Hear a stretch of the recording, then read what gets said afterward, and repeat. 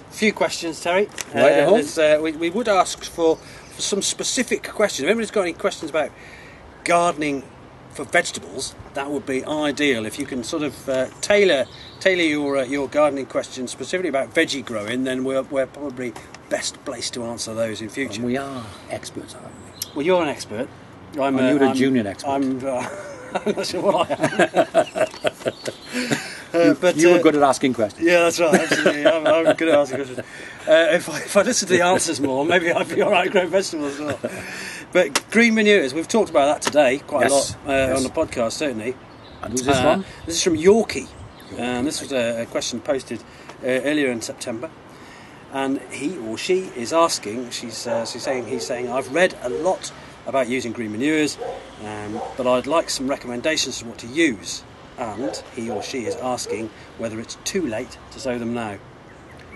All these things, we covered those earlier on in the podcast. Well. So listen to the podcast, I'd say, Yorkie, and you get a good idea of a good sort of idea of what to do. But again, just to briefly for Yorkie, especially for Yorkie, because we're answering his question. I mean, growing green manures is purely down to choice, right. And you're looking to improve the nutrients in the soil. So it depends on what your soil is lacking, what you really want to grow. So there are numerous green manures out there. So it's very difficult to give a specific answer on that. Right. But as to actually planting them now, as we said earlier in the podcast, the weather is so unpredictable now.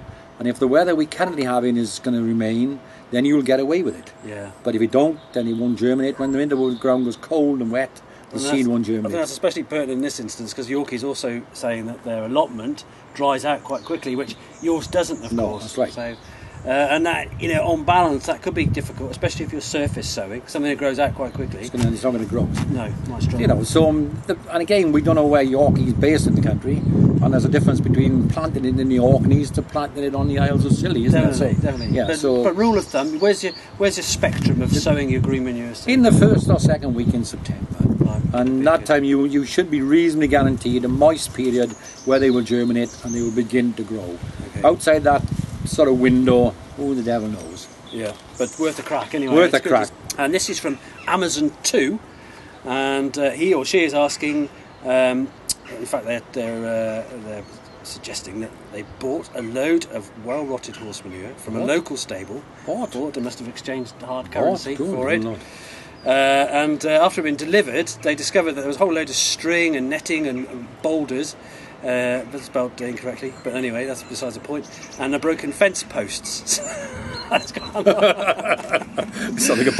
lot of ballast in a compost, yeah. So, I mean, one of the things I'm conscious of is never to get manure if it's got wood in it of any description, regardless of its. I think the fence post. I think the fence post will be fairly obvious, and you can remove it. You can get it out. Yes, yeah. That wouldn't cause any problem unless you break your fork. But anyway, this year, he or she has said that they bought some horse manure that has been freshly connected from the fields.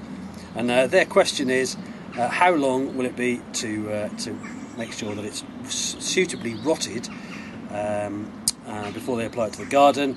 Will it be okay to use in the late winter or early spring next year? Well, I always have a rule of thumb with freshly gathered manure.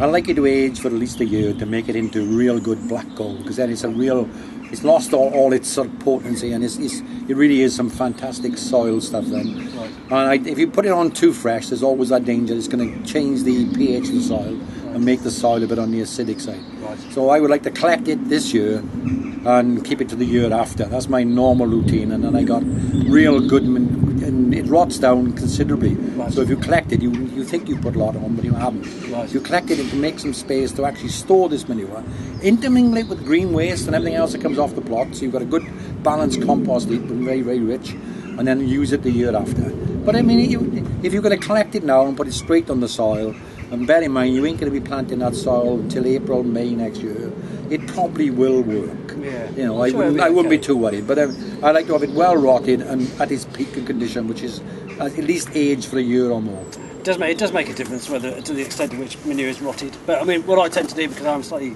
lazier gardener than you, is I do mulch with almost relatively fresh manure now, and then cover it over with carpet or matting. Well, yeah, and you do get that. You get all that sort of microbial activity on the surface during the winter, and the worms will take it down. Yeah, I mean, if you're a gardener and got the no dig philosophy of raised beds, then if you spread it on, there's lots of creatures in that raised bed that will take that into the soil, and you can do away with digging. Fabulous. So that's it. That's it pretty much. I mean, if you've got any really interesting questions, the more difficult the better, really. If you can see questions that aren't on Gardener's Click that you'd like answered, or equally if you've got answers that you'd like questions to, if that's possible, then fire them over to us and we can answer them practically every month. And the other thing people forget at times is quite often when they ask a question, it's always good to accompany them with a picture, because when people ask a lot of things about diseases and what is this, and if you can accompany with a picture, you've got a more possibility we can identify you. We can identify the pest or the disease or whatever else is creating it. Just a statement is sometimes, gardening is full of statements, and the best one of all to me is somebody says, I planted these seeds and they never came up. Well, there is no answer to that. That's one of those unanswerable questions in the gardening world, isn't it? Definitely, it is. Not everything comes up, unfortunately. No, especially at your age. Especially at my age.